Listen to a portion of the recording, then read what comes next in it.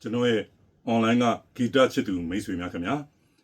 ဒီကနေ့ညစနေညမှာကျွန်တော်တီဆိုဖြော်ပြတင်ဆက်ခြင်းတဲ့တခြင်းလေးကဦးဝင်းဦးရဲ့နာမည်ကျော်ခေဟောင်းတခြင်းလေးတစ်ပုဒ်ဖြစ်ပါတယ်ဒီတေးကိုရေးဆက်ခဲ့သူကစန္ဒယာဦးလာထွတ်ဖြစ်ပြီးတော့ပြန်လည်တီဆိုသူကတော့အန်တီတော်မမာအေးတယောက်ပဲကြားမိပါတယ်တခြင်းလေးရဲ့အမည်ကရင်ထဲကချစ်နေမယ်တဲ့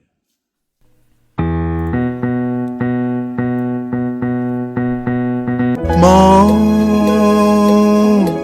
ရင်ထဲကချစ်နေမယ်ဘဝင်အသေးကလစ်ချွေမယ်စကားများနဲ့အာရလန်းဆမ်းဝဲမောင်မျက်လုံးနဲ့စကားဆိုမယ်ရှက်ပြုံးနဲ့အာမလို့အာမရပဲကွယ်စကားလှလှတွေမကြွယ်ဟန်တွေပန်တွေအိမ်မရေတွေကိုဖဲ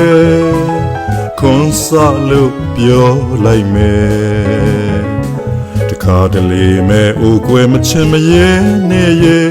မိကိုမိခြင်းပါတယ်ကွယ်မောင်ရင်ထဲကချစ်နေမယ်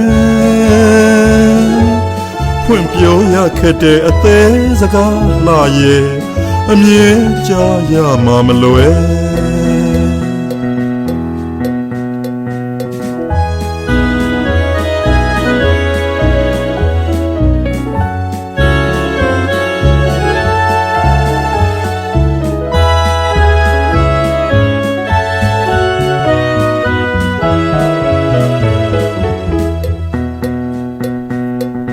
မောင်ရင်ထဲကချစ်နေမယ်ဘဝင်အသေးကလစ်ချွေမယ်စကားများနဲ့အာရလန်းဆမ်းဝဲမောင်မျက်လုံးနဲ့စကားဆိုမယ်ရှက်ပြုံးနဲ့အာမလို့အာမရပဲကွယ်စကားလှလှတွေမကြွယ်